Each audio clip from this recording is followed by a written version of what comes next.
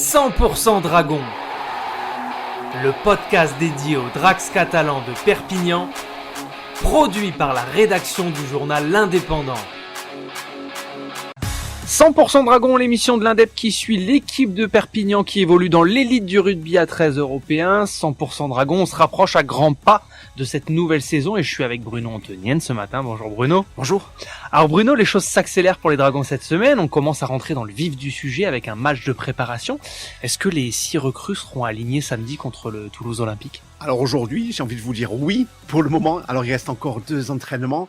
Pour l'instant, les 6 seront alignés par Steve McNamara qui a décidé de faire jouer les 28 joueurs de son effectif. Jordan De Zaria a une petite indélicatesse au niveau du mollet. Un ischio pour Mathieu Laguerre. Ces 2 joueurs-là vont être préservés. Il va pas falloir prendre de risques non plus. Voilà, donc c'est 25 joueurs des Dragons catalans qui vont être alignés. Et bien entendu, le public, samedi à 15h, attend de voir les 6 recrues. On a envie de voir comment les Dragons s'articulent offensivement parlant autour de Luc Kiri, l'une des 6 recrues de la saison. Alors qu'est-ce qu'on peut attendre de cette rencontre pour les Dragons ? C'est quoi l'objectif de ce match ? L'objectif, c'est de valider tous les temps de passage. Les Dragons ont entamé ce lundi et ce mardi leur 11e semaine de préparation. Le cardio est là, ils ont énormément travaillé physiquement, en lutte et en salle de combat pour la défense, qui est l'un des axes prioritaires. Et puis surtout, on attend de voir en attaque comment justement le dépositaire du jeu, qui est Luc Kiri, va diriger ses coéquipiers autour de lui, gérer les temps forts, les temps faibles, ce qui a un petit peu manqué aux Dragons catalans l'année dernière. Ils ont fait table rase de la saison passée. Ça part d'une feuille blanche et bien entendu, il y a énormément d'ambition dans le jeu des Dragons. Donc, face à une équipe quand même de Championship, Toulouse, qui a débuté aussi sa préparation il y a 8 semaines, les 40 premières minutes, où peut-être que Steve McNamara alignera son équipe, entre guillemets, cheap, auront certainement valeur de révélateur. Cette rencontre, elle fait office un petit peu de répétition générale, mais en termes de préparation pure, les Catalans, ils sont pas un peu lésés d'avoir seulement un seul match, parce que sur le papier, c'est quand même pas un avantage. Exactement. Alors, ça fait 3-4 saisons que c'est le cas. On se souvient de la venue de Wigan ici. Salford était venu également. London Broncos, les Dragons, lors de leur première saison, étaient partis faire un match de préparation à LFC.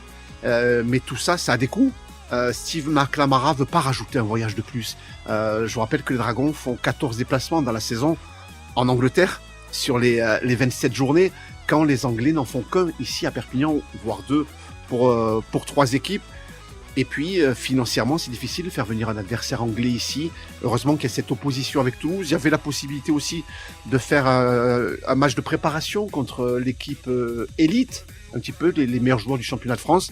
Mais Steve McNamara a préféré faire des rencontres de préparation, ou plutôt des oppositions, face à son équipe réserve, l'équipe de Saint-Estèphe 13 catalan.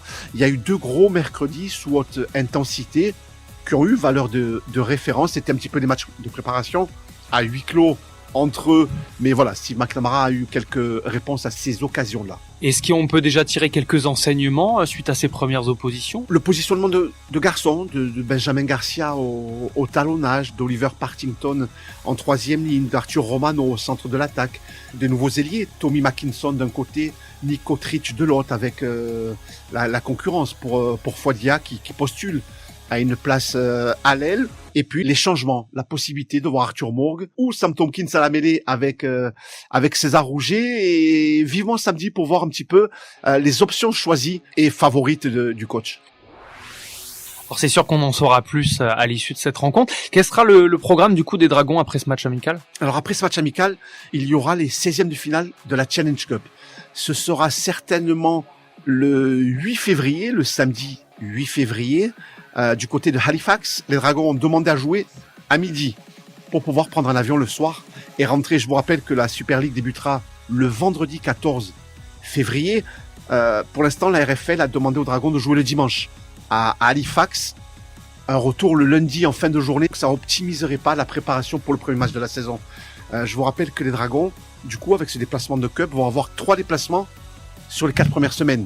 Et à chaque fois, ce sont des déplacements de 3 jours complets. S'ils peuvent gagner un jour sur ce match de Cup, ce serait très bien. Donc, Le 8 février, ils espèrent jouer à Halifax en Cup. Et puis, la grande reprise, l'ouverture du championnat, le vendredi 14 février, 21h, LFC à Gilbert Brutus. Ouais, donc ce sera même ce match contre Halifax, la vraie répétition générale. Exactement. Voilà, alors Steve McNamara va mettre tout le monde là, c'est l'occasion de voir tout le monde, de donner aussi une carte chance à certains joueurs. Ils sont impatients, tous les garçons que nous avons rencontrés. Alors c'est bien de 11 semaines de préparation, mais ils en peuvent plus, ils veulent jouer. Ouais, j'imagine. Voilà, les tenues sont arrivées, les nouveaux maillots sont là, ils ont les maillots attribués à l'année, vous avez pu le voir sur l'indépendant.